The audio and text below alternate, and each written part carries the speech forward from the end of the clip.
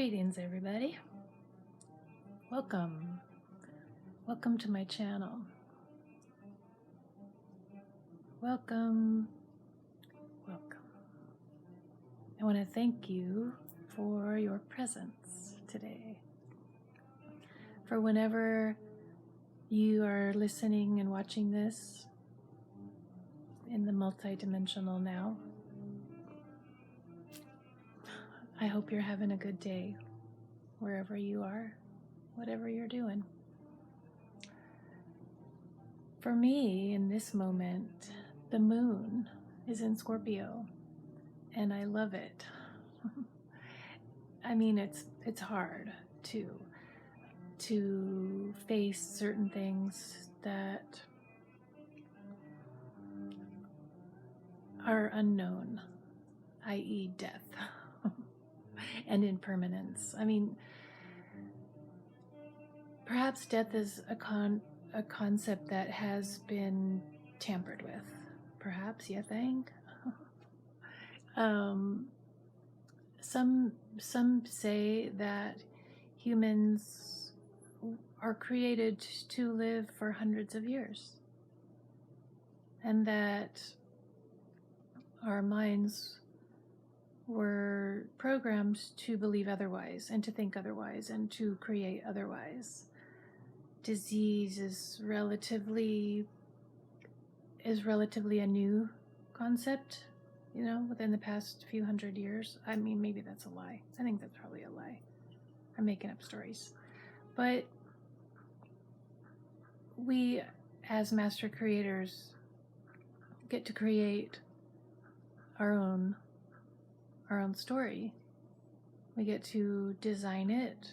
We get to think it. We get to implement it. And that, for many, has been taken away. For many people, their minds are so limited through programming that they're just on this track, this track of birth, work, death. That's grim, but and what I mean by work is sort of like, getting a job, getting the right job, getting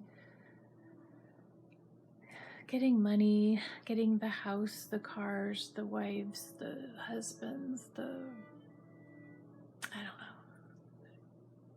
To me, that's such a trap and such a limit on our human potential. And I believe that each one of us has the power to change the way that we think, to change the way that we believe, to change the way that we know what we are capable of. And so death is hard to face. It's hard to really know. I don't know if anybody really knows what's on the other side of it. The thing I like about this concept of having hundreds of years to live on the planet is that we get to choose the moment that we ascend. We get to live and learn and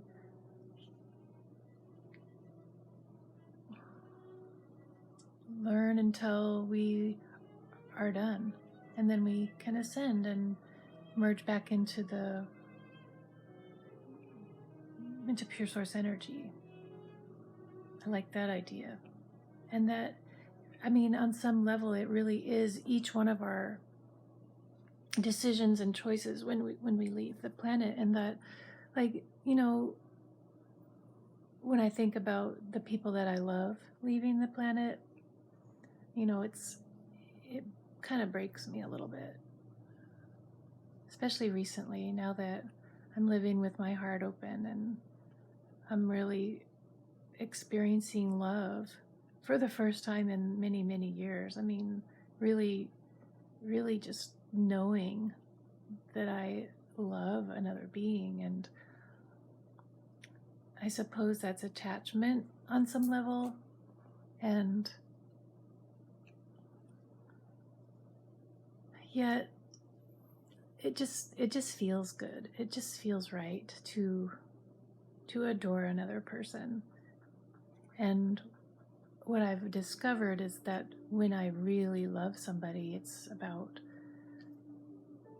allowing them to be completely and totally separate from me, which it's not under my jurisdiction to allow that, but in my mind, to really just let them be and let them choose and let them create their life the way they, in their understanding, are able to create it.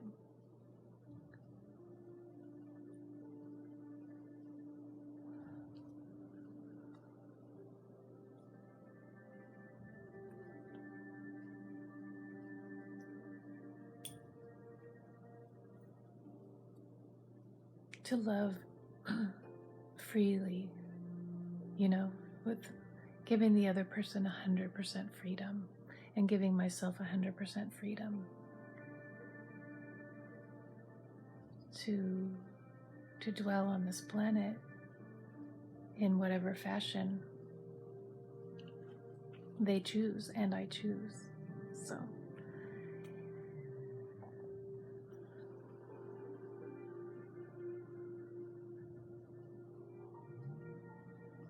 living with an open heart is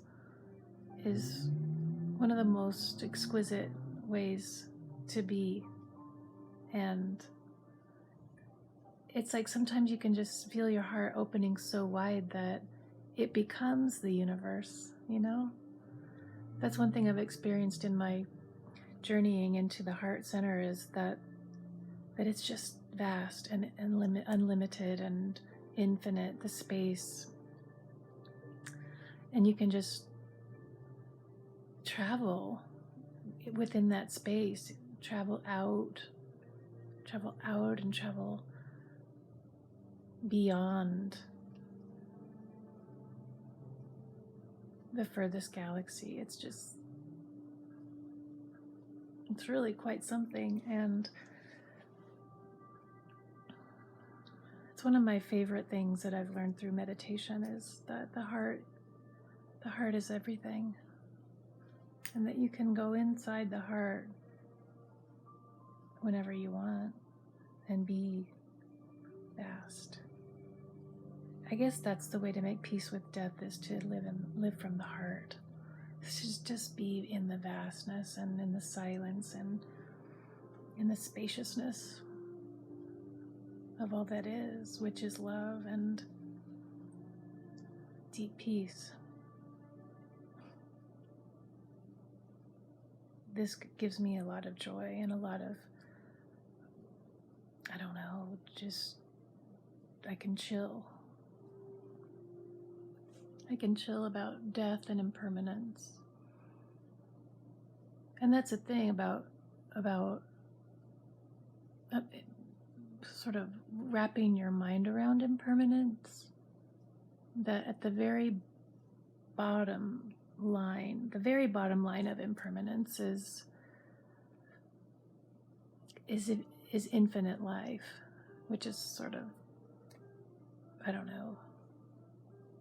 doesn't really, what's the word? It's not a catch-22, but it's a conundrum.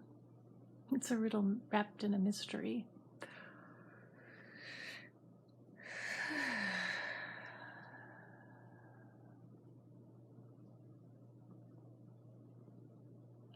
That everything's impermanent, and when you live in the moment, when you practice bringing yourself back into the present moment, when you see and experience beauty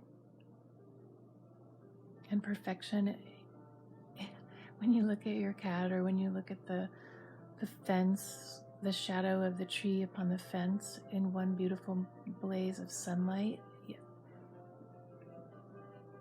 you don't have to hold on to that.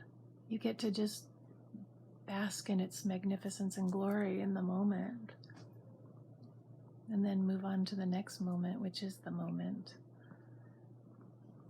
Opening your hands, letting go of the grasping and the needing to hoard and save.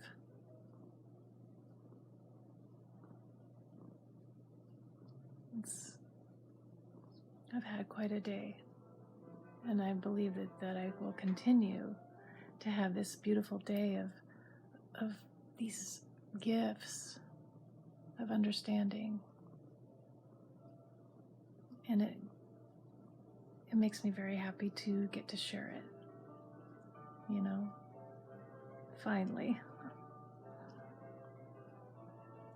I want to thank you for listening. I want to thank you for your presence. I'm sending you an eternal and vast, spacious